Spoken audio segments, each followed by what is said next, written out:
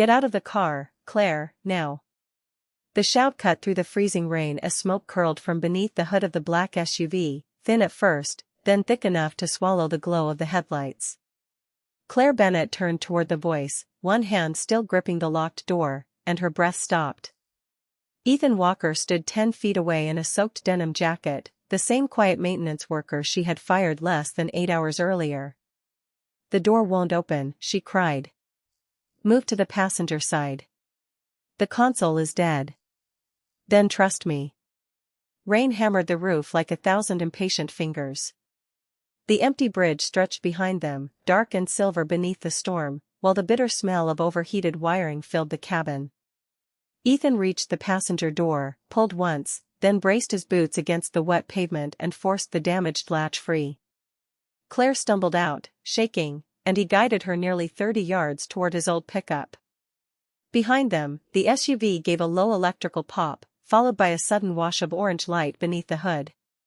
Ethan did not celebrate. He did not remind her what she had done. He simply stepped between Claire and the smoking vehicle and asked, "Are you hurt?" She stared at him, rain running down her face. "Why did you stop?" Ethan looked toward the line of distant taillights disappearing into the storm. At least 6 cars had passed her. One driver had slowed long enough to stare. Another had lifted a phone. None had stopped. "Because someone was stranded," he said. "That's all. That should be enough." Claire had spent her life believing power meant never needing anyone. Tonight, her title could not unlock a door, call for help, or keep her warm. The only person who had stopped was the man she had humiliated before an entire conference room. "Before we go back to the moment that brought them to this bridge, tell us where you are watching from, and if you believe dignity matters most when no one is rewarding it, subscribe and stay with us." Stories like Ethan's remind us that grace often arrives wearing work boots, driving an old truck, and asking for nothing in return. 8 hours earlier, the lobby of Halston Mobility had gleamed beneath white marble and polished glass. Employees hurried past security gates with coffee cups, tablets, and carefully practiced smiles. At 8:03 a.m., Ethan entered through the revolving doors, breathing hard, his faded employee badge pressed against his chest. He was 3 minutes late. Again. Claire was already waiting inside the executive conference room, surrounded by department heads and quarterly reports. Daniel Price leaned close to her and said, "If you let this slide, everyone will think the rules are optional." Claire glanced through the glass wall as Ethan approached, carrying a sealed envelope in one hand. She did not see the hospital stamp in the corner. She did not see the warning written across the technical report inside. She saw only the clock. "Mr. Walker," she said as he entered. 3 warnings. 3 late arrivals. Ethan held out the envelope. "Ms. Bennett, there's something you need to read." Claire never reached for it. "Security will collect your badge." The room went quiet. Ethan looked at the envelope, then at the woman who had already decided who he was. "You're firing me over 3 minutes." Claire lifted her chin. "I'm firing you because standards mean something." Ethan placed his badge on the table with quiet care. "So does listening." Then he walked away, carrying the unopened truth with him.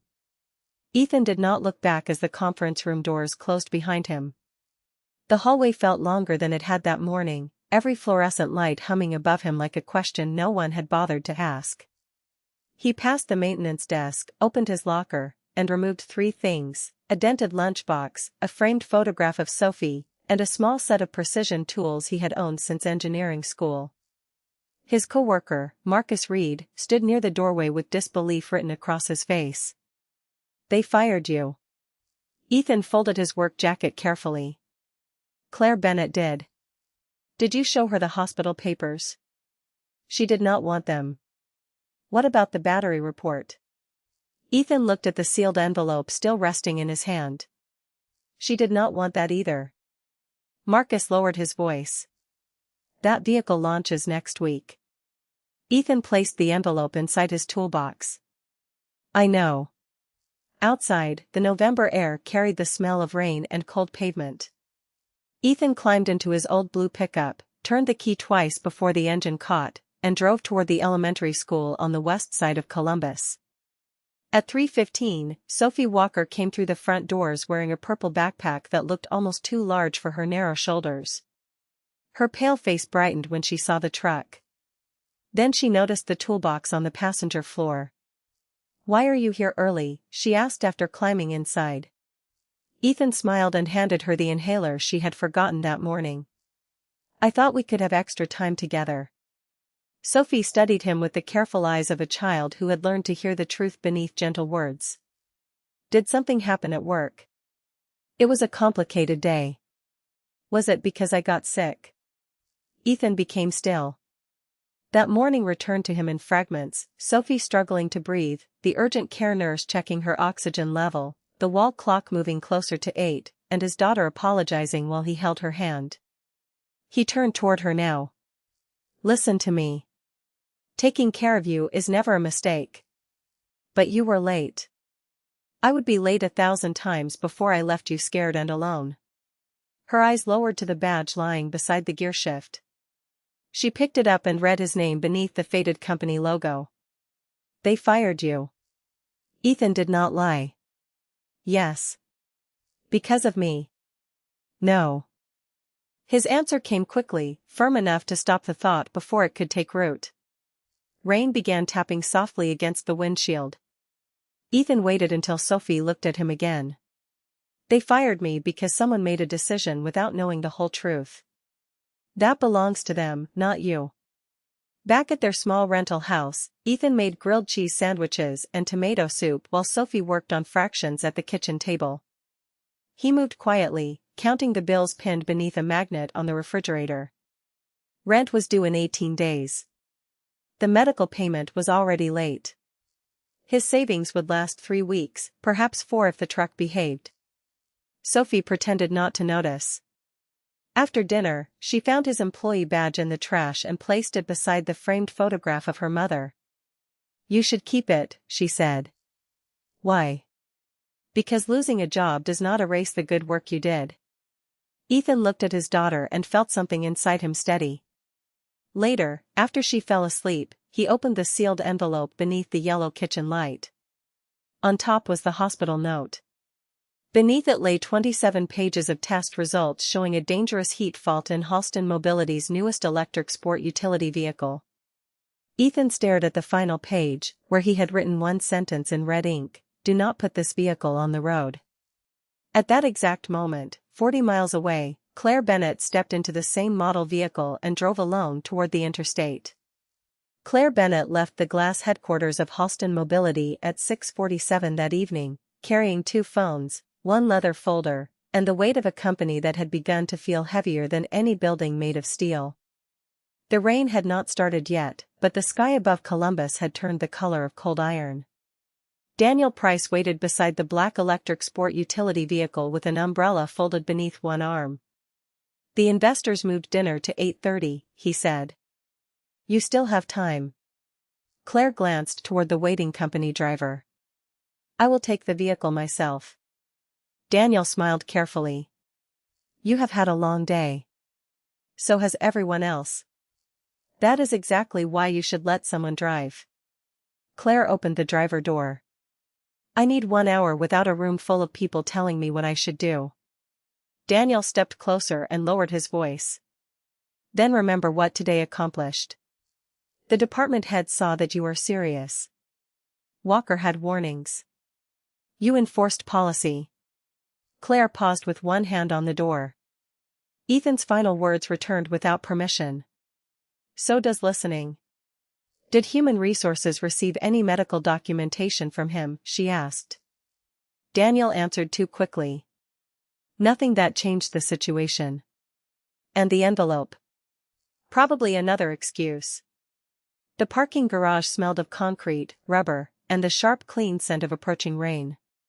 Somewhere above them, tires rolled across wet pavement. Claire looked at Daniel for another second, then placed the folder on the passenger seat. "Is this vehicle fully cleared?" "Every system passed." "You are certain?" "I would put my own family in it." That was the kind of sentence Daniel used when he wanted doubt to feel unreasonable. Claire started the vehicle, and the dashboard came alive in a smooth blue glow. Before she pulled away, Daniel leaned toward the open window. Tonight is about confidence. The board needs to see stability. Claire looked ahead. Stability built on fear is not stability. His smile weakened, but only for a moment. Then give them results. She drove into the evening traffic as the first drops struck the windshield. Within 20 minutes, downtown lights gave way to long stretches of highway bordered by dark fields and bare trees. The vehicle moved almost silently, its advanced system adjusting speed and lane position while soft instrumental music filled the cabin. Claire turned it off. Silence was easier.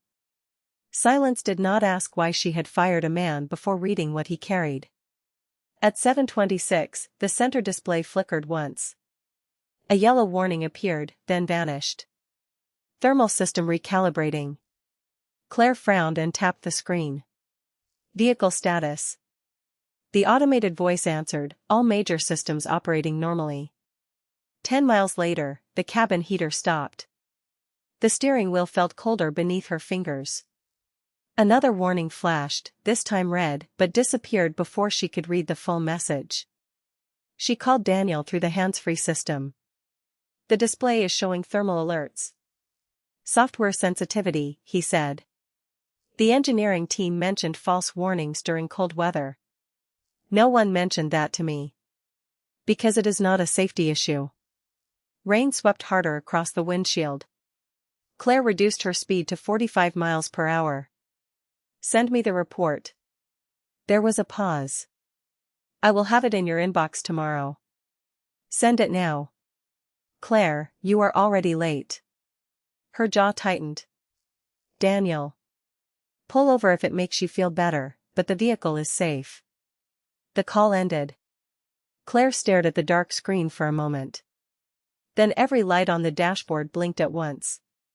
The vehicle shuddered, the power dropped, and a bitter smell entered through the vents. Claire guided the sport utility vehicle toward a narrow bridge nearly 40 miles from the city.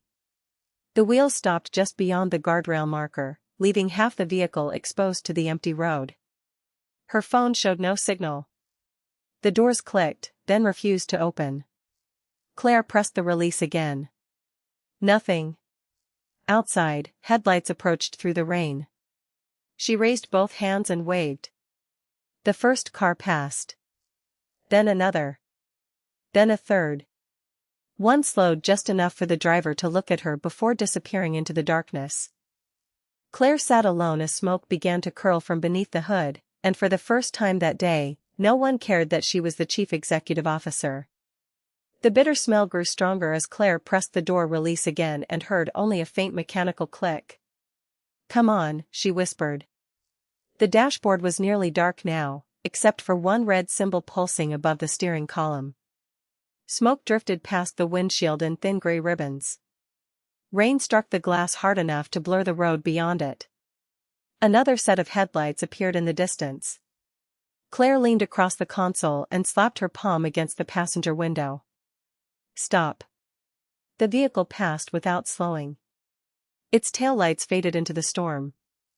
For years, people had stopped when Claire entered a room. Meetings paused. Conversations lowered. Doors opened before she reached them. But authority had no voice on an empty bridge. Her title could not unlock the car. Her money could not create a signal. Her name meant nothing to the darkness. Then two yellow headlights appeared behind her, lower and older than the others. They slowed.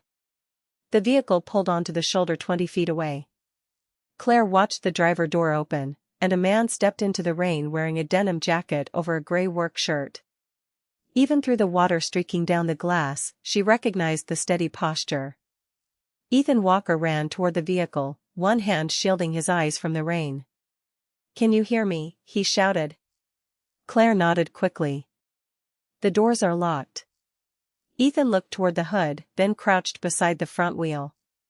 The smoke was no longer rising evenly. It came in short, heavy bursts. He stood and pointed toward the passenger side. Move across. The console is dead. Use the manual release near the floor. Claire reached beneath the door panel, feeling blindly along the carpet. I cannot find it. Then step back from the window. What are you doing? Getting you out. She moved toward the center of the vehicle as Ethan pulled a compact tool from his truck. He worked at the outer edge of the passenger door, careful and controlled, testing the damaged latch without striking the glass. Ethan, Claire called through the window. The hood is getting hotter. I know. You should move away. He looked at her once, rain running from his hair to his collar. So should you. The latch finally released with a sharp snap. Ethan pulled the door open and reached inside. Take my hand. Claire hesitated for half a second, not because she doubted him, but because she understood what the gesture meant. That morning, she had refused the envelope in his hand. Now her safety depended on accepting the same hand she had dismissed. She placed her palm in his. Ethan guided her out and led her 30 yards toward the pickup. Sophie sat inside wearing a purple knit hat, her face pale with concern. She pushed open the rear door. Get in. The heater works if you turn the knob twice. Claire stopped beside the truck and looked back. A low electrical pop came from beneath the sport utility vehicle. Orange light glowed behind the grille. Ethan took the emergency cutoff tool from his toolbox and moved toward the vehicle again. Claire caught his sleeve. Do not go back. The battery is still feeding heat. The fire department can handle it. By the time they arrive, it could spread across the bridge. You do not work for Halston anymore. Ethan met her eyes. This is not about Halston. He crossed the wet pavement, opened the exterior service panel, and disconnected the emergency power line using slow, precise movements. The orange glow weakened. The smoke thinned. When he returned, his hands were cold and blackened with road grime, but his expression remained calm. Claire stood beneath the rain, unable to find the right words. After what I did this morning, she said, why would you stop? Ethan opened the passenger door of his truck and handed her a folded blanket. Because what you did tells me who you were this morning. He waited until she took it. What I do tells me who I am tonight. Inside the pickup, warm air pushed weakly from the vents, carrying the faint scent of coffee, old fabric, and peppermint gum. Claire sat wrapped in the blanket while rain drummed against the roof. Sophie watched her from the back seat with quiet curiosity, then held out a paper cup from the center console. It is only water, she said. Dad does not let me keep soda in the truck. Claire accepted it with both hands. Thank you. Ethan climbed behind the wheel and turned the heater knob twice, exactly as Sophie had instructed. His wet jacket darkened the seat beneath him. He reached for the radio mounted below the dashboard, adjusted the frequency, and spoke calmly. County Dispatch, this is Ethan Walker on Emergency Channel 7. Disabled vehicle on Mill Creek Bridge, approximately 12 miles east of Route 33. Possible battery thermal failure. No injuries. Static filled the cab before a distant voice confirmed that help was being sent. Claire looked at the radio. You carry emergency equipment. The road loses cellular service after the county line. Most people would not think of that. Ethan kept his eyes on the smoking vehicle. Most people expect someone else to be prepared. Sophie leaned forward. Dad always is. Ethan gave her a brief look. Almost always. The words were gentle, but Claire heard the weight beneath them. Sophie reached into her backpack for a tissue and began coughing. Ethan turned immediately. Slow breaths, sweetheart. He handed her the inhaler from the cup holder, waited while she used it, then counted softly with her until her breathing settled. Claire noticed the hospital bracelet still circling Sophie's wrist. White plastic. Blue lettering.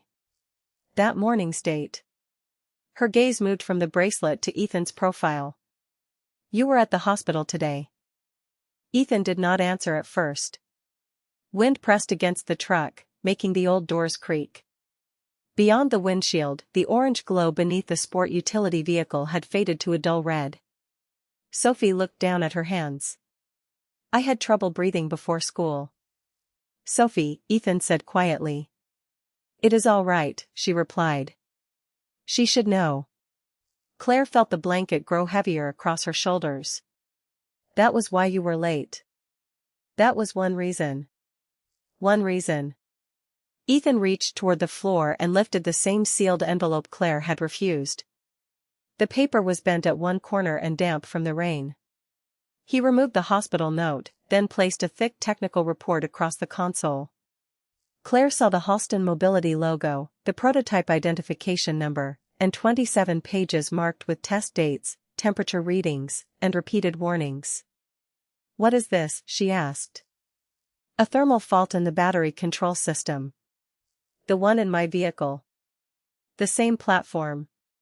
Claire turned the pages more quickly. How long have you known? 6 weeks. Why was this never sent to me? Ethan looked at her. It was. Her fingers stopped. Daniel said there was no safety issue. Daniel rejected the first report. He buried the second. After that, I started testing the system after my shift. Sophie added softly, that made him late once too.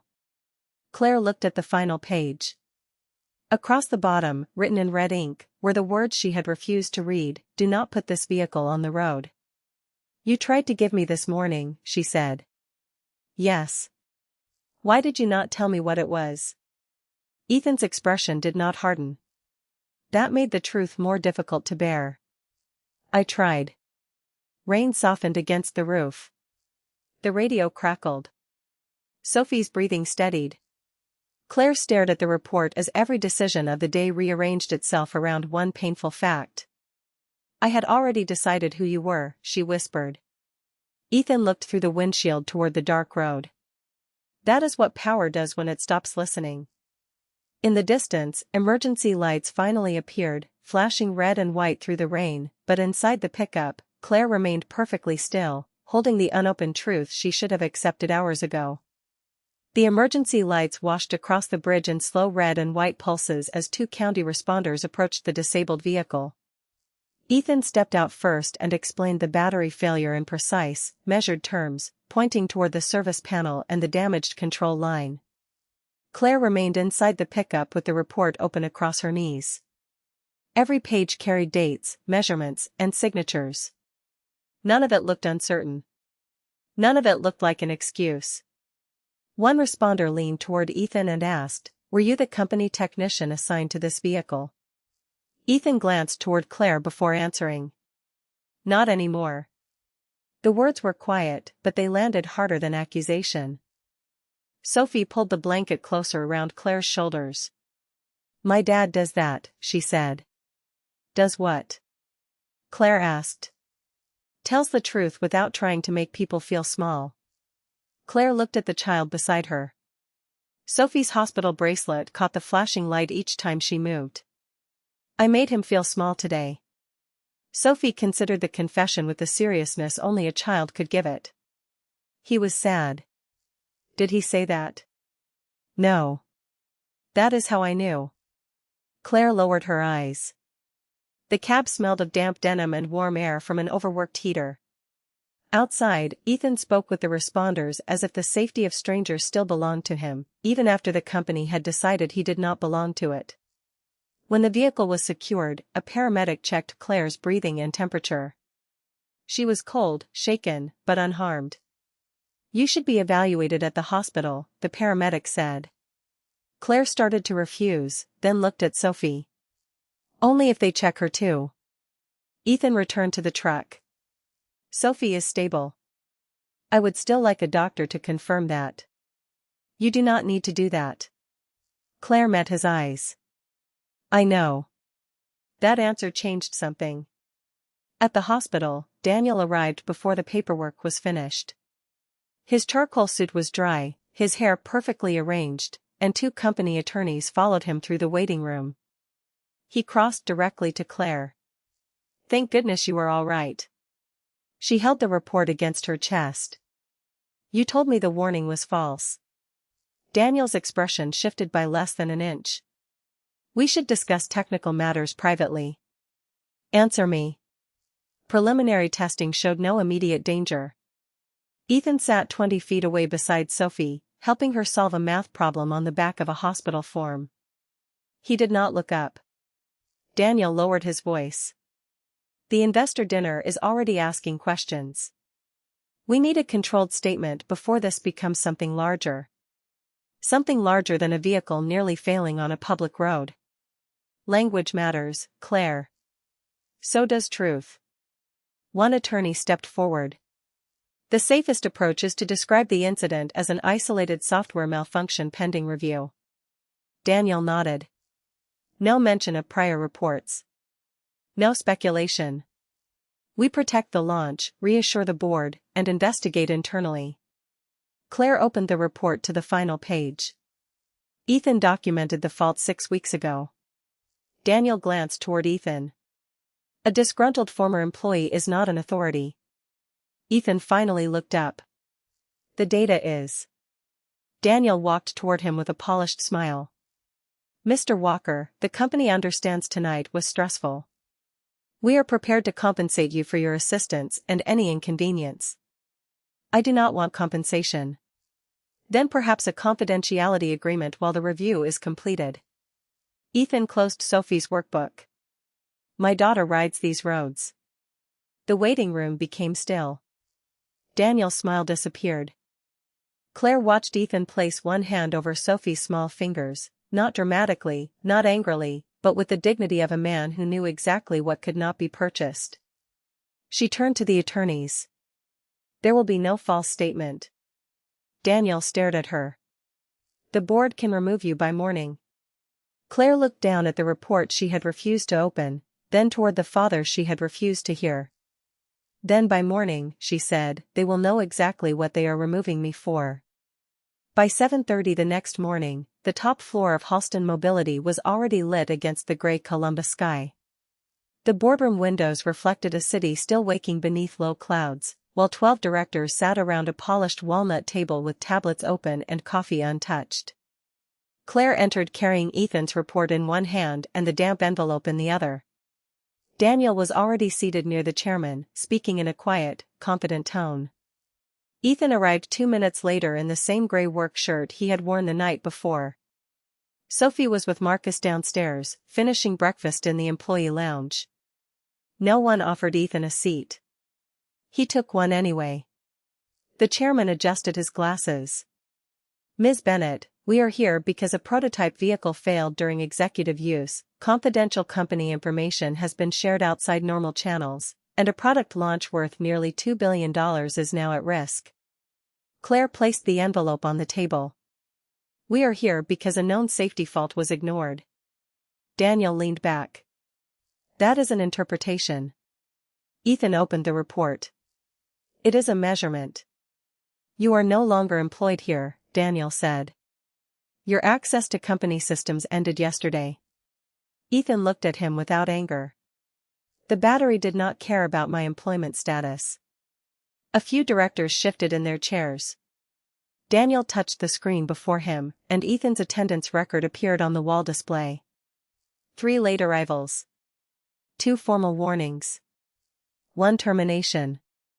Mr. Walker had a history of disregarding procedure, Daniel said. After losing his position, he conveniently produced a report that makes him appear indispensable. Ethan did not defend himself. He removed 3 dated copies from the envelope and placed them on the table. First report, October 3rd. Second report, October 19th. Final report, yesterday morning. Claire added, each copy was logged by internal delivery. Daniel smiled faintly. Logged does not mean verified.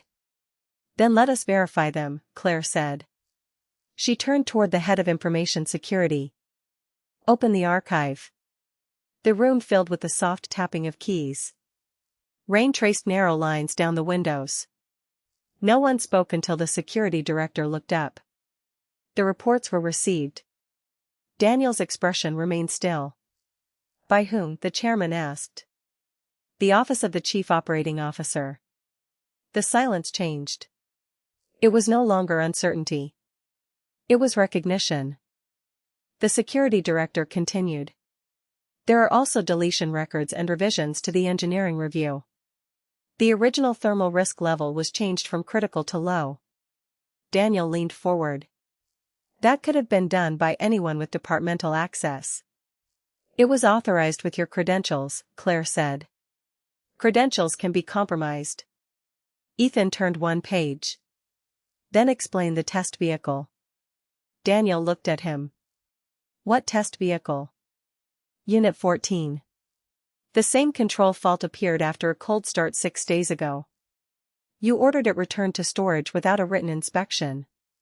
Claire placed a photograph of the diagnostic screen on the table. Marcus had found it in the maintenance archive before sunrise. The chairman removed his glasses. Mr. Price, did you know about this? Daniel's voice sharpened. I knew there were manageable development issues. Every new vehicle has them. You placed Claire in one last night, Ethan said. Nothing happened to her. Claire looked directly at Daniel. Only because the man I fired stopped. Daniel rose. You are prepared to damage thousands of jobs for the word of a maintenance worker. Claire remained seated. No. I am prepared to protect thousands of families because one maintenance worker refused to stay quiet. She ordered the entire vehicle line suspended and every unit recalled for independent review. The chairman warned that the decision could end her tenure before noon. Claire signed the order anyway. Daniel gave a cold laugh. You are throwing away your company for him. Claire placed the pen beside the unopened envelope. He stopped one vehicle before it cost a life. I am stopping this company before it costs more. No one moved. No one whispered. In the room where power had spoken loudly for years, truth arrived in the quiet voice of a single father, and every person at the table finally listened. The vote did not begin immediately. For the first time since Claire had entered the boardroom, the directors were no longer looking at quarterly projections. They were looking at Daniel Price. He stood beside his chair with one hand resting on the table, the confidence in his face beginning to crack beneath the weight of his own records. This is reckless, he said. A recall will cost hundreds of millions of dollars. The chairman folded his hands. And concealing a critical safety report will cost more. Daniel turned toward Ethan. You think they will thank you when people lose jobs? Ethan closed the folder in front of him.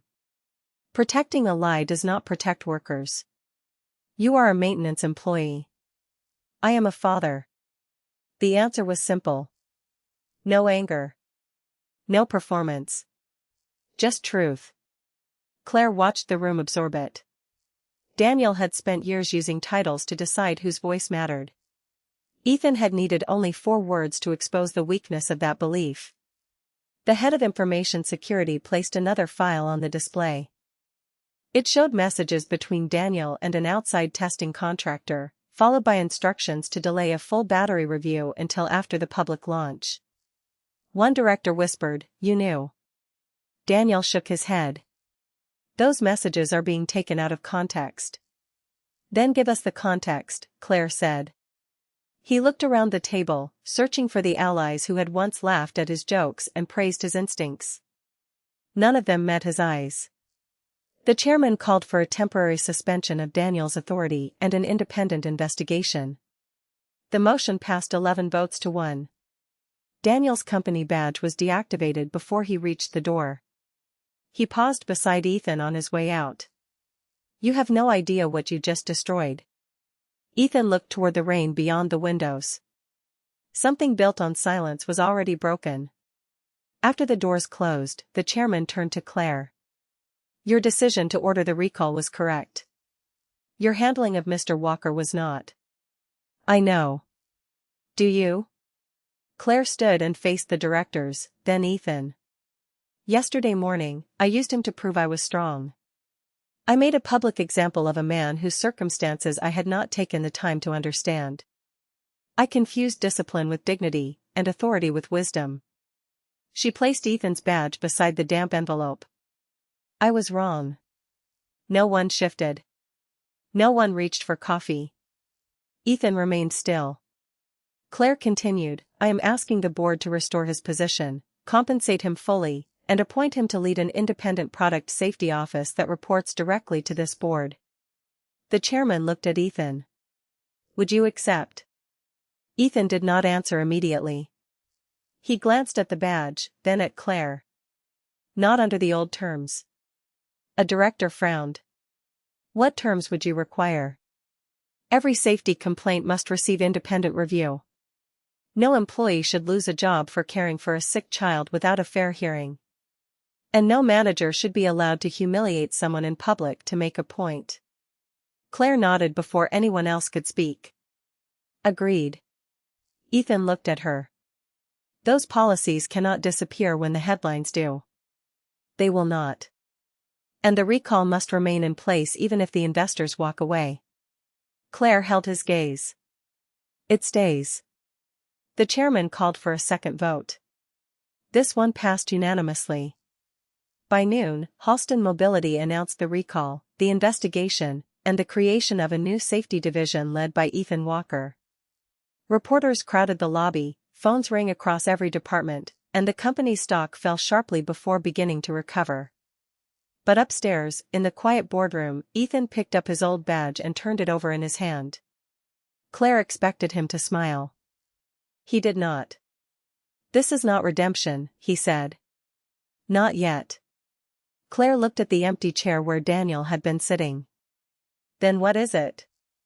Ethan placed the badge in his pocket. A chance to do better. And for once, Claire understood that a second chance was not a reward. It was a responsibility. 3 months later, winter had softened into an early Ohio spring, and sunlight poured through the tall windows of Halston Mobility's new Product Safety Center.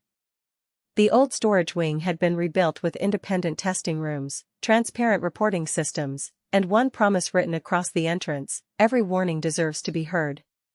Ethan stood beside a display table while engineers reviewed the redesigned battery controls.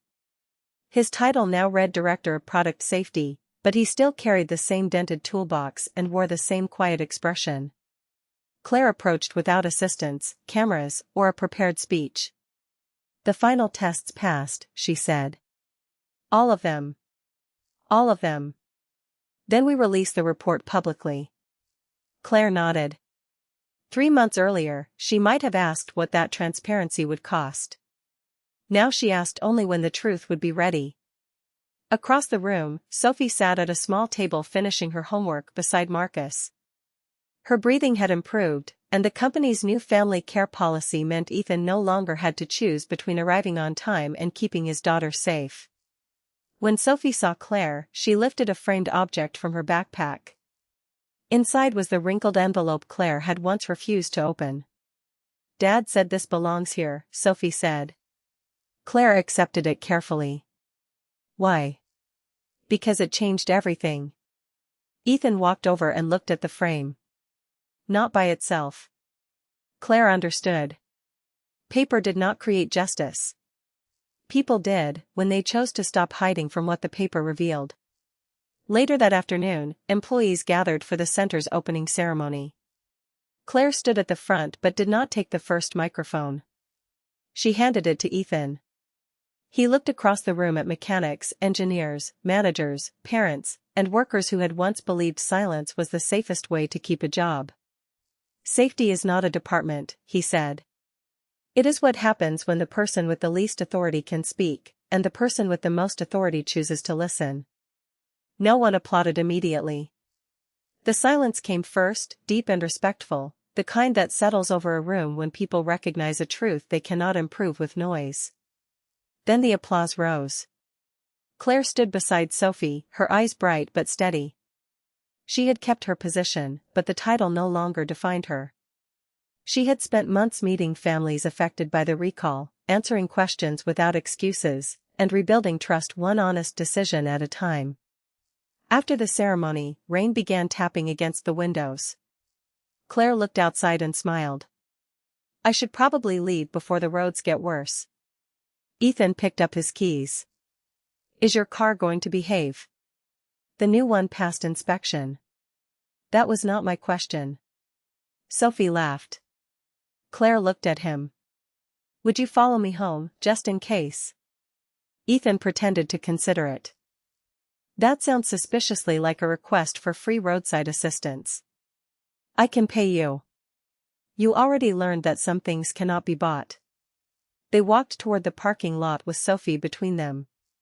Near the entrance, a young employee hurried past, apologizing into her telephone. She was late for a meeting because her son's school had called. Claire stopped her. Go take care of him. The employee stared. But the meeting? We will wait. Ethan heard the words and looked at Claire. She did not ask whether he approved. She simply held the door open for the frightened mother and let her leave with dignity. Outside, the rain fell softly over the pavement. Sophie slipped one hand into her father's and the other into Claire's. No promises were spoken. No grand reward appeared. There was only trust, growing slowly between three people who had learned that second chances are not given by power, but earned through grace. And as they crossed the parking lot together, Claire finally understood how to measure a leader. Not by how many people stopped when she entered a room, but by whether she stopped when someone else needed help.